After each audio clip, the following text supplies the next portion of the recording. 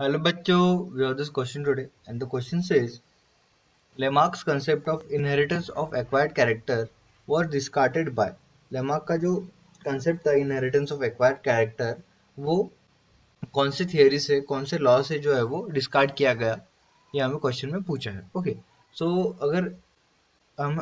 statement की तरफ देखिए उन्होंने कौन से लॉ दिए हैं तो उन्होंने दिया है Mendelian law of inheritance theory of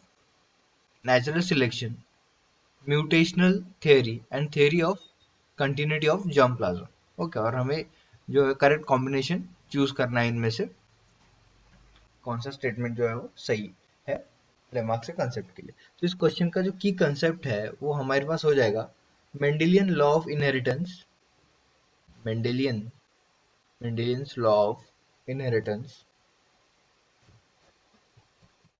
and second concept जो है वो हमें पढ़ना पड़ेगा theory of continuity of germ plasm theory of continuity of germ plasm okay so अगर हम सबसे पहले मेंडेलियन लॉ ऑफ इनहेरिटेंस की बात करें तो मेंडल ने जो है पहले तो हमें पता था कि ह्यूमन से जो है वो ट्रांसफर चीजें ह्यूमन या फिर कोई भी ऑर्गेनिज्म से जो है वो अपने ऑफस्प्रिंग में जो है कुछ ना कुछ ट्रांसफर होता है जिसकी वजह से जो ऑफस्प्रिंग ह्यूमन या फिर किसी उसके ऑर्गेनिज्म उसके पेरेंट उसके जो एंसेस्टर है उसकी तरह दिखता है बट जो मेंडल थे उन्होंने अपने एक्सपेरिमेंट पी प्लांट के एक्सपेरिमेंट में बताया पैटर्न्स जिसके वजह से जो है कौन से ट्रेड्स जो है वो पेरेंट्स से ऑफस्प्रिंग में जाते हैं ऐसे किस पैटर्न में जो है ट्रेड्स जो है वो पेरेंट्स से ऑफस्प्रिंग में जाते हैं ये हमें मेंडल ने बताया ठीक है मेंडल ने ये भी नोटिस किया कि जो डोमिनेंट कैरेक्टर्स होते हैं वही हमें दिखते हैं डोमिनेंट एंड रिसेसिव दोनों हमारे बॉडी में रहते हैं पर डोमिनेंट कैरेक्टर जो है वही हम ऑब्जर्व करते हैं वही हम ऑब्जर्व कर पाते हैं ये इन्होंने लॉ ऑफ डोमिनेंस में बताया फिर इन्होंने लॉ ऑफ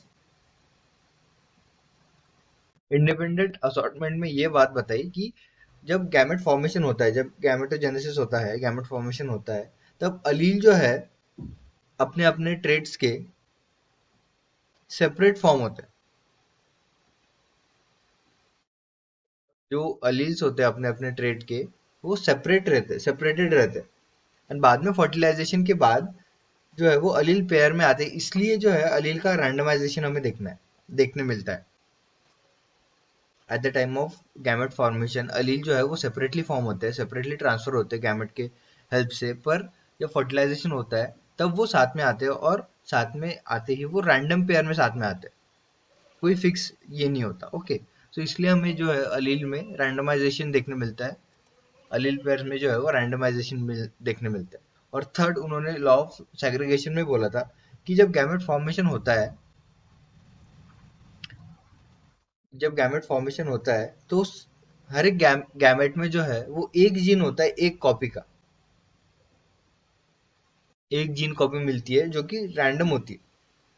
रैंडमली सिलेक्ट की जाती है पर एक ही रहती है each gamete receive just one gene copy which is selected randomly हर एक जीन के पास जो है एक जीन कॉपी होती है जो कि रैंडमली सिलेक्ट की जाती है ओके ये तीन कंसेप्ट जो है law of independent assortment law of dominance and law of segregation ये जो है वो मेंडल ने दिए उनके लॉ ऑफ इनहेरिटेंस में ठीक फिर जो है सेकंड कंसेप्ट हमारे क्वेश्चन का वो है theory of continuity of germ plasm की थियरी जर्म प्लाज्म की थियरी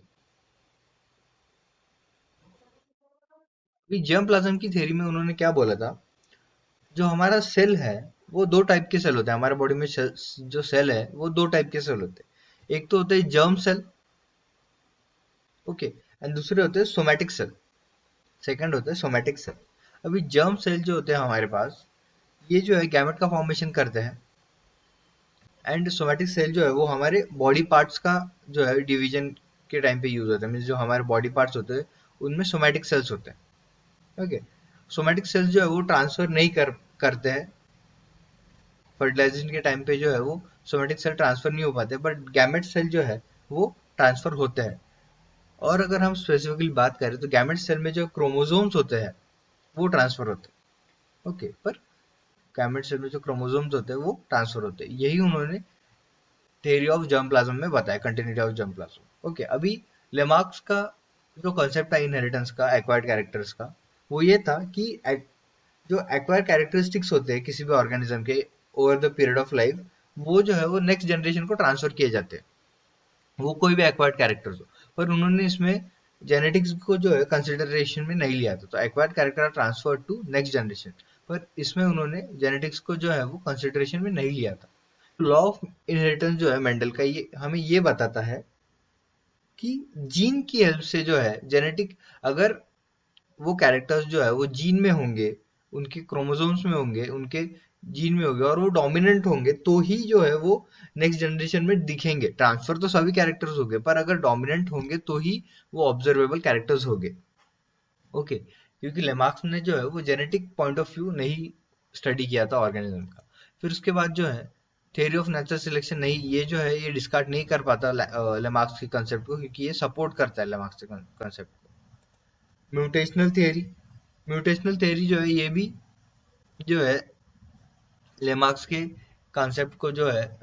डिस्कार्ड नहीं कर पाती, क्योंकि इन्होंने जो है ये बताया था कि ऑर्गेनिज्म जो है एक ऑर्गेनिज्म में जो है एक सडन एंड ड्रास्टिक चेंज आता है उसके जेनेटिक स्ट्रक्चर में, जिसकी वजह से जो है वो